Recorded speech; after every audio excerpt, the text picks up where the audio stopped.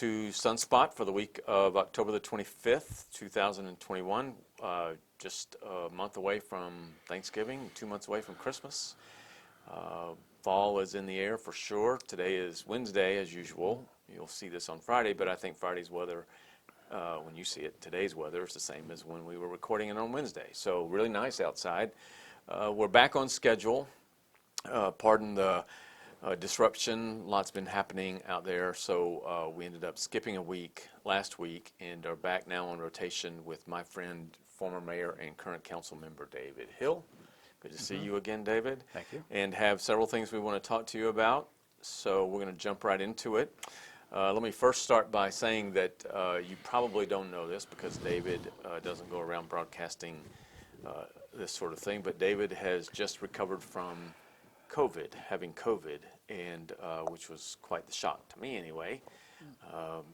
The man really at the center of the hub, and I think the hub that was so successful here and that was recognized by municipalities all across the country was spearheaded by David, along with a few other folks, but David was synonymous with the hub. So I asked David if he would share a little bit with you about how he came to know that he had COVID and what that experience was like.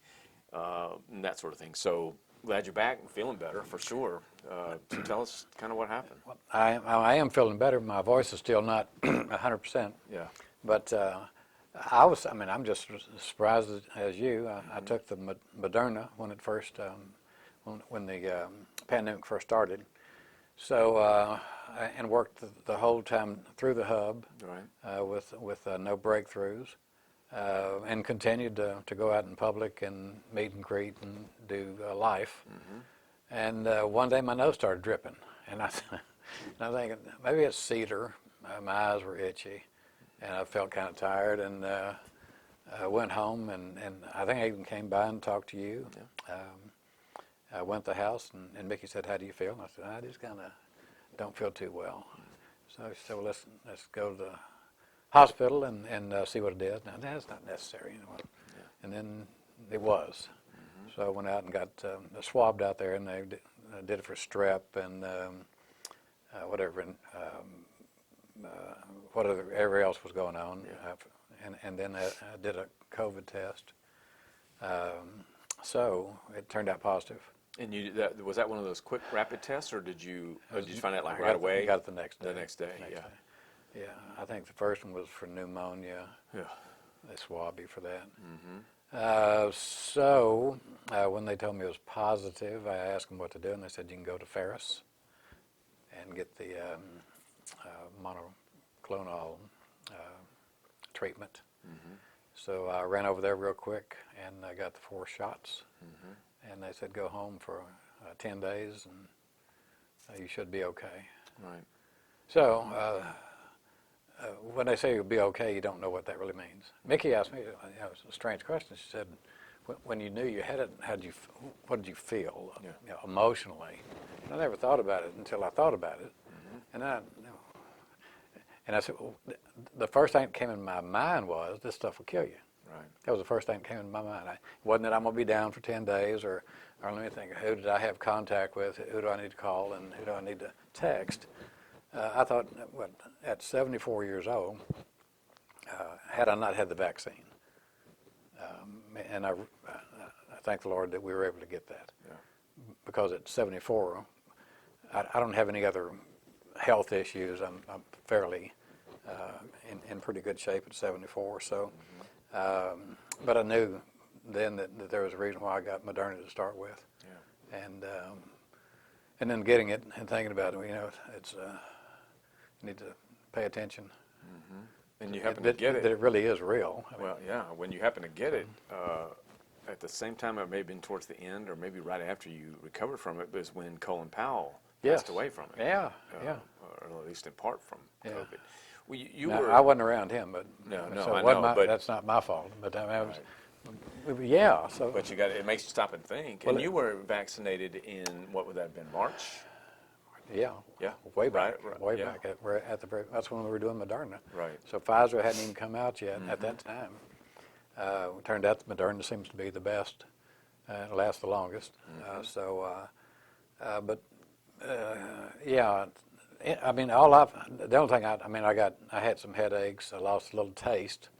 I went down the other day to Heidi's at the donut shop and got a jalapeno pig in the blanket, and went out the truck and sat down and started eating it, and came back in and told her, I said, I can't even taste the jalapeno in that pig in the blanket, and she looked at it and said, well, it doesn't have jalapeno in it.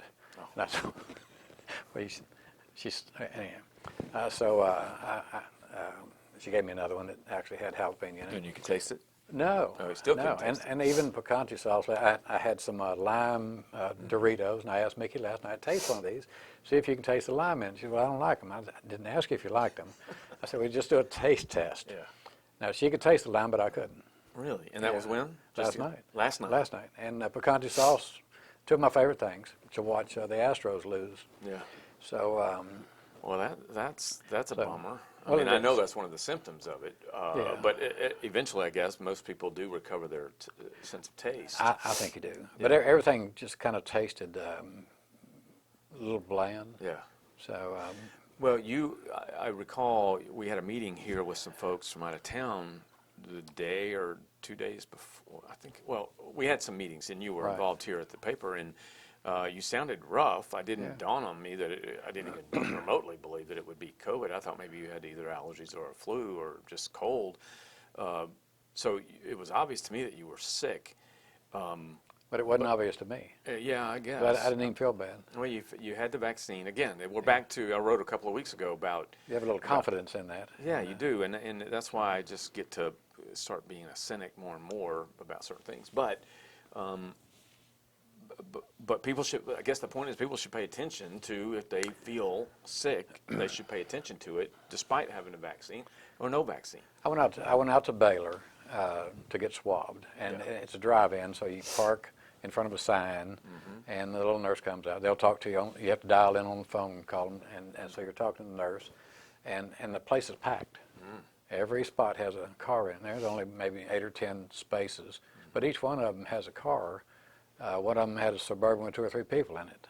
So I'm sitting there waiting on my nurse to come out and roll down the window, takes your oxygen and temperature and things, and then does a swab on you, and sends us a car would back out, another one would pull in. So it's just a constant flow of this stuff. Don't know if it was all related to the same thing that I was there for, You would think. but they all had masks on, Yeah. and nobody's going in the hospital. The nurse is coming out the back door, doing the meetings, with the people. So when I went over to Ferris, the little girl over there told me that it was a stream of people, pretty much all day long. You come get your booster over there as well. I think they were doing Pfizer booster at the time, and they were waiting on Moderna, but they were doing the monoclonal. It was just, as soon as I got through, 2 more people were coming in, and I'm sitting out in the parking lot waiting, and then they go to their cars, and you see more people drive up. So it was and this is in Ferris. Interesting. So pretty good flow of people going through. Well, okay, so if you consider 100% to be feeling really good, where are you now? Well, I feel a lot better. That's 3 weeks of just dragging around. You go out to pull the trash can in, you're tired. Yeah. So I got past that. Yeah. I used that excuse for 2 weeks and made Mickey pull the trash can. And it works for only so long. Yeah, they catch on. Yeah. So, but I feel better if I can get my throat working where I can really talk. Okay. But this may be just way of God telling me to be quiet most of the time. Anyhow, I talk too Well, much.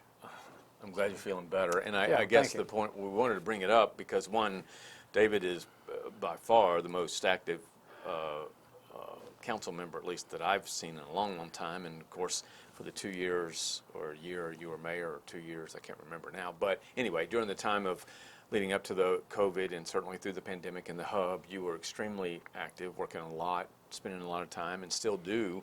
And but we're vaccinated, and I think have taken most of the precautions that need to be taken. So the point is, one, I wanted you to know about a guy we all love who's experienced it, and then use that as a way to say, just double check and make sure that if you're feeling bad, get yourself tested. Yeah, the virus doesn't care who you are. Yeah, right. Doesn't care what you've done or or how many hands you shake.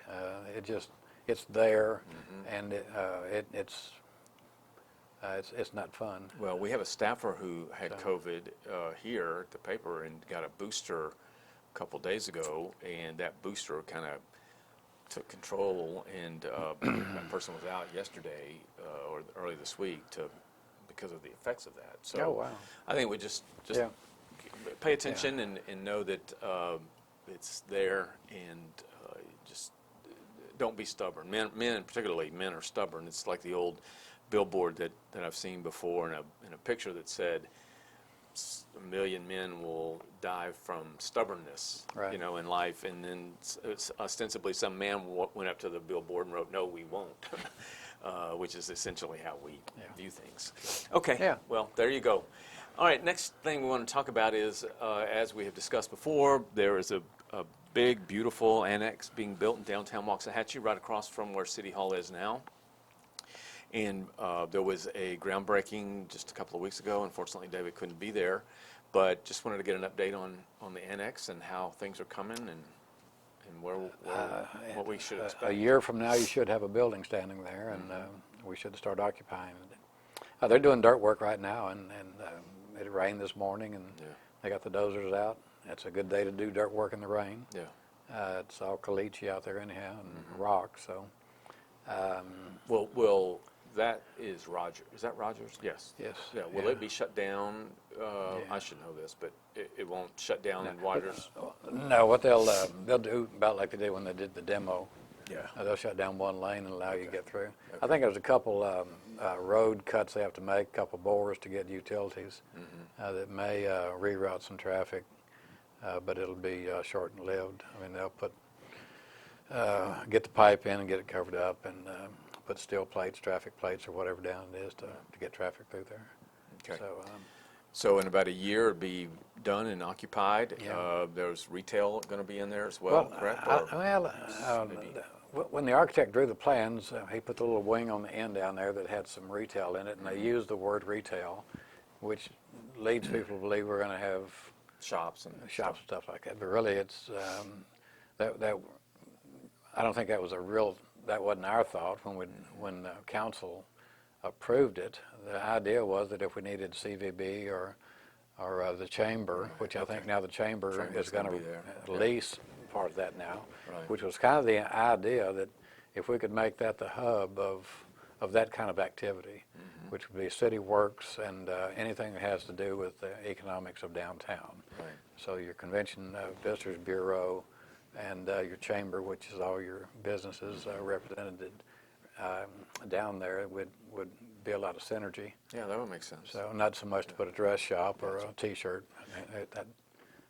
We use the word retail a little loosely on our plans. Is there there's not a cafeteria or a grill or anything in the current City Hall, correct? No. We have break rooms, but that's nothing down there. And nothing planned for the annex right now? Nope. No, okay. So again, the annex is big. You remember how many square feet?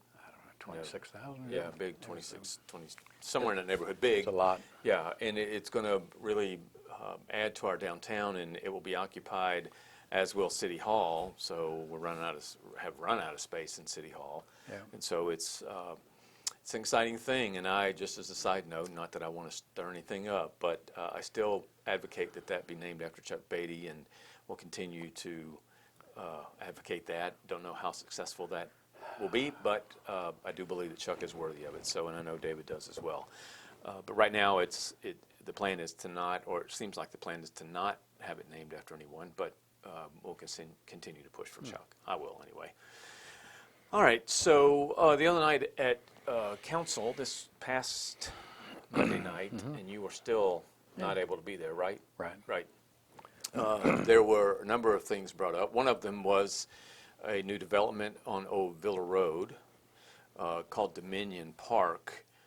There's Settlers Glen out there, and maybe some others. Shepherd's Place, Yeah, I think. that's right. Yeah. So Dominion Park will be another development. The council approved it, 3-1 vote without David being there. It would have been, with David being there, it would have been a 4-1 vote, as David has told me.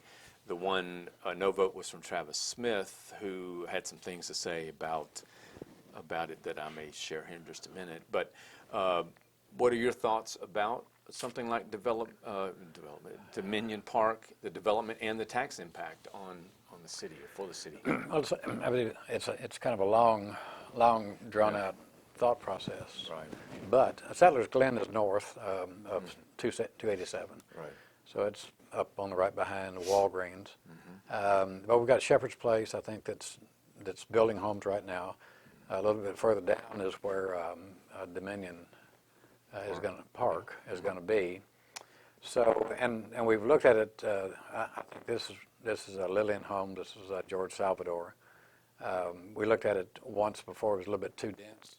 I voted against it at that time, and I don't think it passed. So, actually, we asked them to go look at it rather than denying it.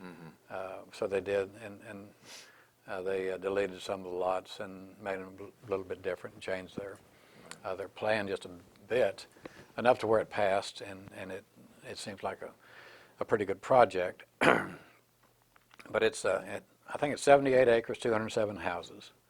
The smallest square footage is 2,200 up to 4,200, from 2,200 to 4,200. Yeah.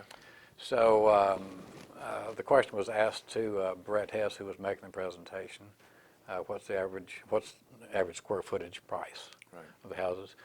And George answered it was, I think it was $200, $200 a square foot, which means that a 2,200 square foot house is a $400,000 house. Right. We have industries that look at that. This is what a lot of people don't know. Don't see, yeah. When we're marketing our community, if a Amazon is looking to relocate, or whoever it is, it doesn't have to be Amazon, they ask you about your housing. What's the average housing cost? If you tell them $206,000 or $180,000, they say, well, you don't have any executive homes, right? And we all shake our heads, well, no, we don't. So you come up with a Dominion Park that is up to 4,200 square feet. So if it's up to 200 square feet, it's an $800,000 house. At 200, if 200 is the average, that means a 175-ish to a 225, 230, 250 per square foot. So that's a good thing. We don't have many park developments that have an entry level at 400 or 450. And like Miss Olson said, she couldn't afford that. Well, everybody can't. But there are people that do, and there are people that come in with some of these companies that's where they are in life, and they'll buy those houses while they're pouring the slabs. Yeah. So, is it a good project for the city? Yes, it is. And I'll go back to our last conversation several weeks ago when we were talking about taxes per acre and what we collect and what we need to collect going forward. What this does, I think the density on this thing is 3.2 houses per acre. So you're looking at $1.2 million or $1.3 million per acre of house, and you're looking at $7,000 to $8,000 just in city ad valorem tax that would be collected per acre, which is well above what our comprehensive plan told us we need, which is a minimum of $2,000 an acre is what we should be just to take care of infrastructure. If we wanted to get ahead of the curve of replacing infrastructure, going forward, we need to be at least at 4,000. So but this is only 207 homes. It's not all the houses. It helps with that average. It helps you. Right now, we're at $500 an average acre of ad valorem tax collection. And we need to be where? 2,000 to break even, 4,000 to get ahead of the game a little bit. Right. So that are above your highest that you really need. Helps with that bottom to bring that number up to where when you're just figuring acreage, it doesn't have anything to do with personal taxes or anything. It's just a figure that we try to use to say, are we really developing, is it the best use for the property when we're talking with developers? So, but this project's going to be HOA, several parks in it, all that'll be maintained by the HOA, the landscaping. It'll be a different place, but it'll be a place where it'll sell out. I have no doubt about it. Yeah, I think so too. In today's economy, right now, if you look on, 5 years ago we did the plan on 664 Ovilla with TxDOT. Yeah. They came in, we had public meetings, everything. I think it's 5 years ago. So, and we all knew what was going to come down from Westmoreland down to 287 out here by Walgreens. That was going to be 6 lanes, Esplanade, and just a whole bunch of development. The second phase of that was go across the street and work down to 287 Main Street. Right. So Travis made a point, which was a good point. He's worried about traffic. So it's only 207 homes, 2.2 or 2.3 cars per. But that's still, I mean, if it's built out, that's 400 cars, 500 cars. Yeah. Right now, you don't have anything else above that coming down, except Shepherd's Place is building out right now. So, so will there be traffic issues? There will be in the interim, but that'll work itself out as 664 widens coming further south. It's the old challenge. I mean, intuition is a big, or looking forward is a big deal, particularly when you sit on city council. If we say, if we only can see what it is now, say that the street, Ovilla Road, if we say we got all this growth coming, but we don't have the ability to look forward and say, well, obviously adjustments are going to be made to accommodate all those cars, then we're going to constantly be saying, no, we can't. We can't do that. It's like us expanding here at the Sun. If we say, well, we're going to expand and do big things, but we can't look beyond the number of people we have in place now to be able to get that done, then we're going to say, well, we can't do all that stuff.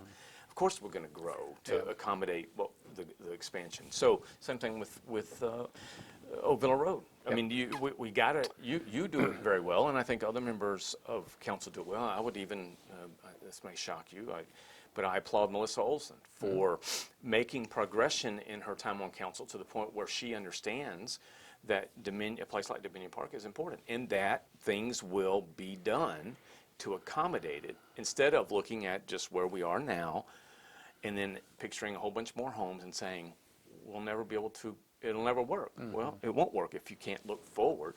And I do think Travis makes a good point with traffic. We always should be concerned about traffic. But it's not a very good sign coming from a council person who obviously isn't looking broad enough and intuitively enough to say, well, we will put things in place that will accommodate it. That's my point. But that has a lot to do with if you've been there just a little while. Yeah. Right. Then you hear what's going on, and I mean this is my 8th year, so I've been at all those meetings where we've sat down and had those plans. I was thinking about the same thing when you and I talked about this earlier, that even talking about Baylor Scott and White, and 5 years ago we didn't have Baylor Scott and White. Right. 5 years ago we were looking at the old building trying to figure out what we could do to it to keep them there. So 5 years ago we were looking at Magna Blend land on 287 over there in front of Navarro, trying to figure out how we could do a nursing school and build a nursing school. That's why we bought that land, anticipating that. Legislation didn't work out, and that everything changed. But 5 years ago, 6 years ago, 7 years ago, 8 years, 10 years back, when Ron Wilkinson was mayor and a different leader of Navarro, all those dynamics changed, and if you were here for it, then you understand the history of it, and you know why we did certain things and why we are where we are and what's happening and why people are excited about House Bill 885 getting passed, so that they can have nursing school out here at Navarro. But you don't have time to share those things in the heat of the battle, and usually when people come into city council, they're ready to go to work and not always to sit down and and hear the stories. There's really, I mean, at this point, there's no reason why that doesn't happen. I mean, there's no reason why you would have to not be have some foreknowledge and of those activities that we've had. Yeah, and so for anyone out there looking to run for council, and we need more and more people to be willing to serve on council, the job requires intuition, and it requires being coachable and teachable, and sitting down with people like David and others who've been there a while, city staff, and understand what it takes and what's been done and what can be done. I just want people in any level of governing, particularly, or any management, even in the private sector, to realize that we will always say no if we can't forecast in our minds that what the creative ideas we have can be done, as long as we are intuitive about that and smart enough to hire people to be able to accommodate it. In this case, we're talking about traffic patterns and that sort of thing.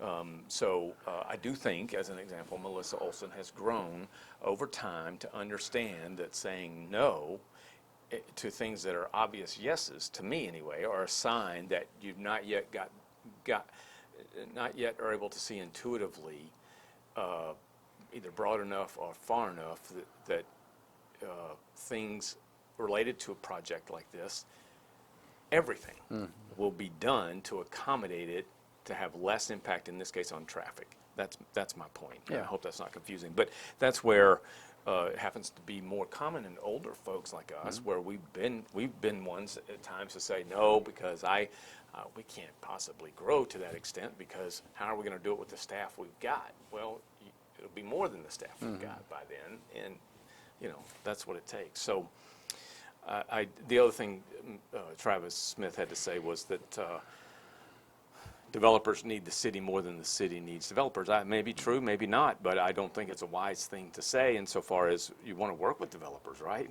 I mean, you don't want developers. Hopefully. Yeah, you don't want to be, I mean, I'm not saying every developer is worthy of being taken seriously if they can't work well with the city, but I mean, that isn't the kind of drawing of the lines that we want. We want to be able to work with developers. Yeah, but again, I think what Travis may have been saying is that we can scrutinize the proposal until we get what the city feels is the best product for the community. Right. That we don't just have to lay down now and take anything that comes through here. True. If that's what he meant, then that's good. That's good. That's good. So I wouldn't have told the guy that, but that's why we have staff, and we have some people in there that are award-winning land planners. Yeah. That know more than anybody sitting on city council. Yeah, gotcha. I'll just say it that way. Yeah. So, and they're sharp, and they'll sit down, and they don't. The only dog they got in the hunt is to make sure it's the best product. They're not in there to make George Salvador happy or Brad Hess or anybody. Right. They're not there saying, well, we really need that because we really don't, unless it meets our criteria, and if we think it's the best product that we can put on that parcel of land without violating the owner's right to build, then that's what we pursue. Yeah. So maybe in my case, I should give him the benefit of the doubt and assume that's what Travis meant. I find it one of the things so positive about Waxahachie to me.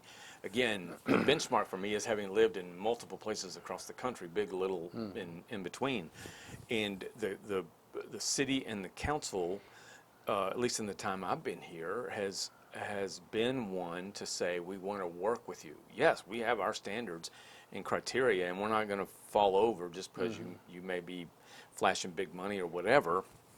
And we're going to stick to those standards. But there's always been an air of working together, professionally working together, and I don't want that lost. I don't want any cockiness or anything else on council to create a shift in that. It can be misconstrued. Yeah. But what we do know is that 2 years ago when they did House Bill, whatever it was, 1249, or it took away some of our rights on our planning and zoning, that building materials and things like that that we used to have control over. We could tell you had to have 95% hard surface, whether it's stone or brick. So that was taken away from the city's ability to make these developments look like the city wanted them to look like. So now you have to do a planned development, a PD. So if that land out there, which I think it was single family one, zoned already, and now they come in for a PD. So a PD means planned development. We can sit down and we'll hash it out and try to figure out the best thing. Or they could have developed it in a single family one, which would have been one house per acre. Yeah. So if that's Right. which doesn't fit anybody's business Exactly. plan. So so it's best to get them in now that we don't have the ability to determine what that's going to look like. Yeah, that makes sense. I agree. So- You know, and I'm from Flower Mound, and Flower Mound is known for being a strong, good community. Sure. And I, in 10, 12 years ago, built from scratch a cupcake, gourmet cupcake bakery. I know nothing about cupcakes, but had a team that did. Sure. And I'll never forget that the city demanded that in our case, we had to have a 6x6, I can't remember the gallons, grease trap. Grease trap. Now, in making cupcakes, you don't create grease. If you do, it's very little. We could have gotten by with I think it was a 75-gallon that would fit, maybe it was, whatever we could have gotten by with would have fit underneath our sink. Well, we had to bring in a crane, an 18-wheeler, and bury that, and it cost me $16,000. Yeah. And it was never full, never even close to full. That kind of thing that I think Flower Mound has changed, but they experienced a lack of business coming to Flower Mound because of that rigidity, and because it didn't make any sense. And that was just an example of countless others. So, you know, I just think Waxahachie's known for being professional and working well with developers and others. Well, they do, but I mean, grease traps are useful. Yeah, well, yeah, if you create grease. And if you're well, you do in baking. And not much. So if there's I built La Quinta Hotel. Yeah. I got a set of plans from the city, approved by the city. When they came in for the CEO, they said, "Where's your grease trap?" I said, "It's not on the plans." They said, "Well, you have a kitchen?" I said, "Yes, sir, right over there." And he said, "Well, you have to have a grease trap." Yeah. So, priced a grease trap real quick. I called the owner and told him it's going to be about $25,000 hickey. And the owner went to war. Finally, we came up with a little giant that goes underneath the sink. Yeah, which is what I wanted. Because all we're dealing with is the little butter deals that you feed people at. That's right. Okay, we're not preparing food there. We're just bringing it in. We're building waffles, etc. But I mean, down at the wastewater treatment plant, there's a picture on the website, city website, where we had a sewer blockage, and somebody had thrown away. I don't know how many bibs it were, but it looked like uniforms. Cloth. They'd just thrown it into the sewer, and our guys were holding it up and getting pictures of it. That's a no-no. But we fight the oil and greases and things like that down the other end, because it accumulates not just from your restaurant, Right. but from the other 250 restaurants. My argument was, I want to have a grease trap. I don't want to cause any damage to the city, of course. I just don't think I need one that's going to cost $16,000 and be buried in the ground when the one that fits under the sink was sufficient. Yeah. That was my argument. And I think that was our argument. Yeah. I mean, why would we need that for one? Yeah. Exactly. Yeah. So somebody gave up, and there was an agreement made. Yeah. Flower Mound didn't give up. Yeah, they didn't give. That was $16,000 less. All right, so there you go. There's a lot that goes into approving or not approving developments, and there's a lot of tax implications. There's a lot of growth implications, all that. So David is a very good explainer of this stuff, and I have learned a lot from listening to David. But that's not the only thing that we look at as the tax. Well, no, I know. I always have to tell people that, because most people think that's the first thing we look at, but it's not. There's a lot, yeah. You look at it, and is it going to be a good product for the city? Well, overall? I mean, yeah.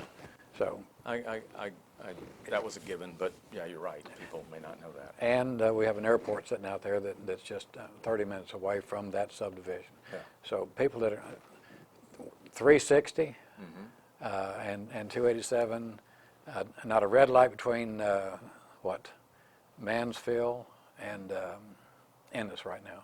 Mm-hmm. Yeah, there's not.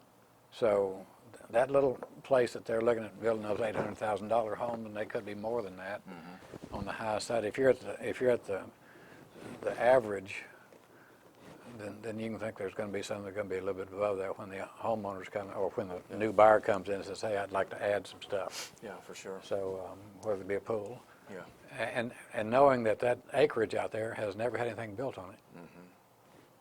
So it's been ag since God made it. Yeah, well, I just think our community and our citizens are better when they're smarter and more aware, and I thank you for sharing all that. Well, thank you. All right, TCR, or better known really as the Bob Phillips Festival, at least that's what I call it, but the Texas Country Reporter Festival was this past weekend. We were down there, of course, beautiful day, lots of sunshine, and lots of people, and a lot of things to buy, and I bought my fair share, but anything peculiar or extraordinary about it that you wanted to talk about? I think it's great. I mean, Mickey, this is my way of thinking. I need to get some oxygen. I did my little oxygen test. Yeah. I was at 94, so I said, well, let's just walk down there, and we'll stay down there a few hours and then walk back. I almost didn't make it back. I was getting ready to say, out of breath or tired? You need to go get me a car, and no leg cramps. I mean, we walked all over the place, all the way down, both ends of the place, and hung around and sat down over at Al's and had a pulled pork. Poor Al. I mean, we had with supply chain. He had a pig on the grill. I don't know if you noticed the pig on the grill. I didn't. Had one ear. It's a one-eared pig. What happened to the other ear? We don't know. Oh. We're just figuring we're at the bottom of the supply chain, so we're down to pigs with just one ear. But he had it stretched out, and they were grilling that thing. So. Well, Porky had a bad upbringing. It was a bad day. Yeah, for lend me an ear. Yeah. Well, I mean, I know Al had a bunch of out in front of his restaurant had a bunch of apparel and all that. Maybe he's had it there before and I've not noticed, but I didn't notice it before. I thought it was pretty cool. I mean, obviously it's Texas Country Reporter, right? Yeah. I'm standing there with Mickey and I were actually eating our sandwich. We're watching Al, and there are people in line to hug him and get a picture. Hug Al. Al. Yeah, isn't that? I mean, that's awesome. So is that just Texas Country Reporter? No, it's not. It's our own locals that participate in that and are big promoters of our community. Yeah, I do want to say, at the tip of the spear of the festival is Lori Mosley, who heads up City CVB. Absolutely. She doesn't, as I texted her this morning, she just does an extraordinary job and is built and made just for things like that. And congratulate Lori and her team for putting on another spectacular festival. Last year we didn't have a festival, so it's been a couple of years, but we just picked up right where we left off. And it's really, I don't know how many booths are out there, but there are hundreds in food. I mean, it's everything you can imagine, and it's just really something. Well, this is the first year we got to expand down to the railway park. But you have Kelly Skitzma, who runs the runs the park down there, and is trying to get entertainment lined up. We had a bunch of stuff already lined up before COVID. Everything got shut down and canceled, so we worked her almost to death out of the hub to keep her with the city, and is just doing a yeoman's job in that. And Monica Boyd, our fire chief's wife, is also one of the people that help promote all of that stuff. And I told them the other day, I said, rock stars is kind of an understatement. We've overused that to where it really doesn't mean anything. If there's another word but it's more than that, that's what you guys really do. And it's everybody. It's Wally. they think he's the mayor. So, and we'll know, why are you picking up the trash? I thought you were the mayor. And Wally says, I'm not the mayor, but I know the mayor, and helps him. But it's people like Wally, it's Amber, I mean, all the people, Michael's, everybody's down there. Albert was there with his wife. Yeah. So you see everybody that runs the city is down there, supporting that effort. As they should be. It's a really, again, comparing it to other places I've been, it's as big and good of a festival, great of a festival as I've seen. I don't know how many people attended. I mean, it's just a bunch. It's a ton. So well done, Lori Mosley and team. Thank you. Yeah, no, they did great again. So well, we were down by the rail yard park and heard that music. It's just the whole day, and it was fun music and good music. I mean, there's a lot of talent down there. Yeah. I sent Al a text and told him to turn the music up on Little Texas. I couldn't hear it from Marvin. You could hear the drums, but you can't hear the.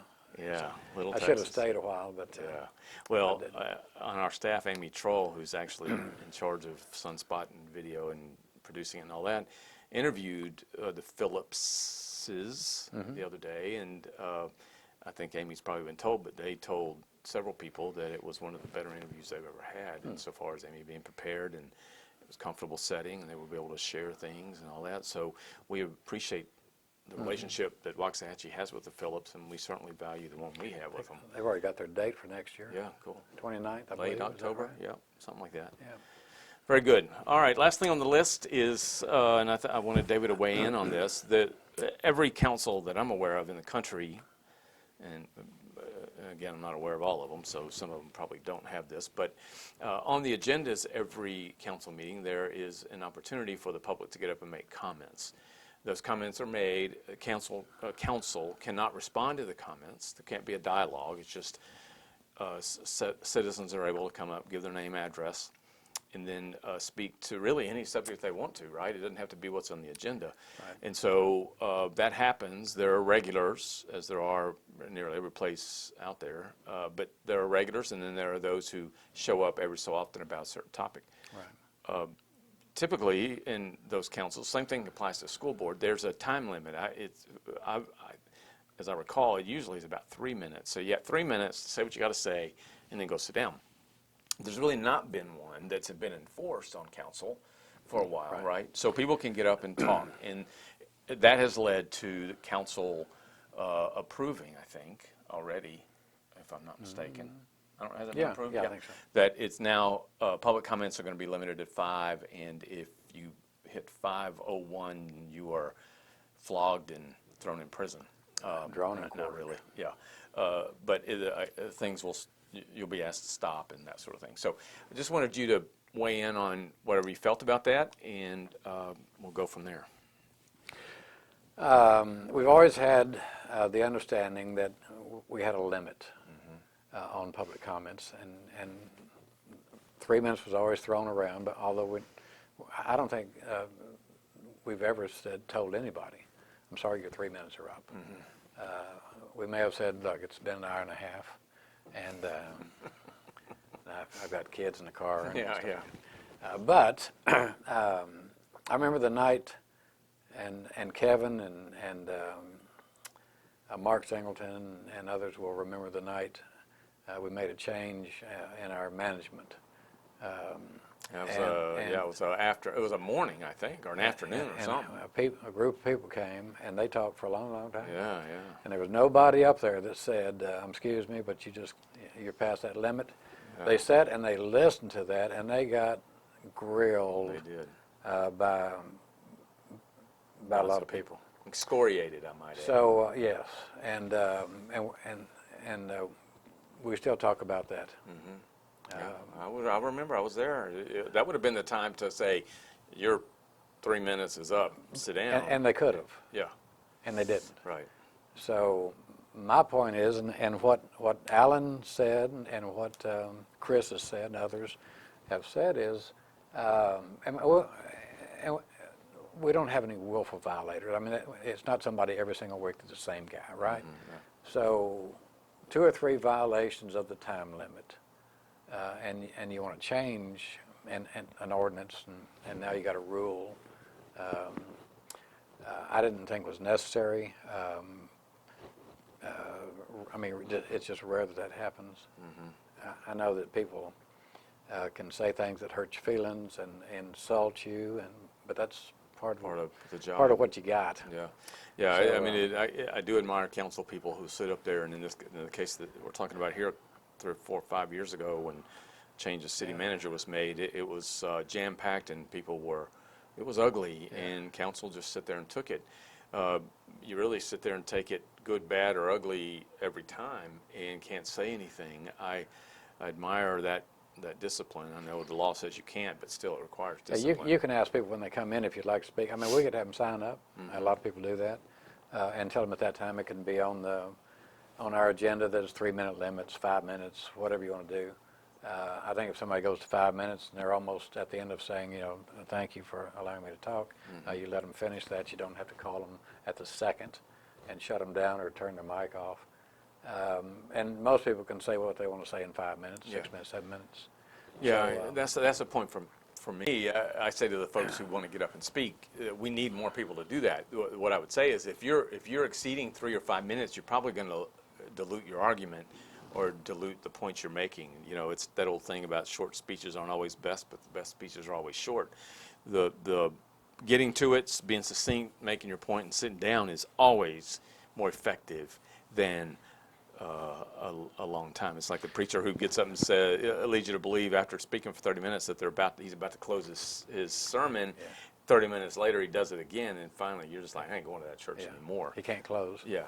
But people that are coming can do several things. If you have a large group of people like we had come from out on Marshall Road when we were going to build that development out there, they didn't like it. They came in to let us know that. One person can speak for everybody. and the rest of them can certainly sign and say that we were here. We'll put that in the record.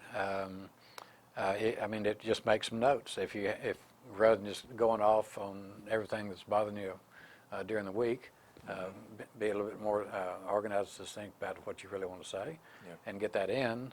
And I don't think anybody's going to, if you're doing that, and then I don't think anybody's going to say anything. That's why I didn't really think that you would want to make the rule. All it does is draw attention to it. Now everybody is sitting there thinking, you think you're going to shut me down? Yeah. And no, that really wasn't the purpose. Yeah, that is what happens.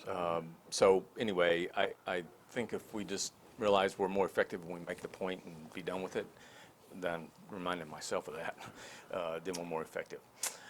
So there you go. That's Sunspot for this week. We have a lot coming up soon. Thanksgiving and Christmas. There'll be a Christmas parade again, and who knows what else is going to be happening.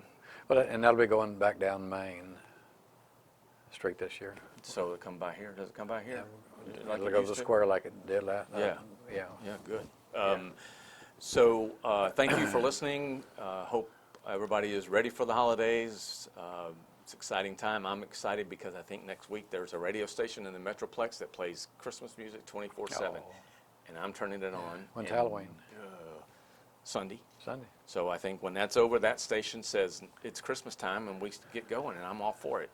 If people don't like that, then bah humbug. We haven't even had Thanksgiving Well, yet. that's all right. Christmas is coming. Anyway, so thank you for joining us. We enjoy sharing this with you. David, thanks for being here. Thank you. So anyway, we're signing off for Sunspot the week of October the 25th. Goodbye.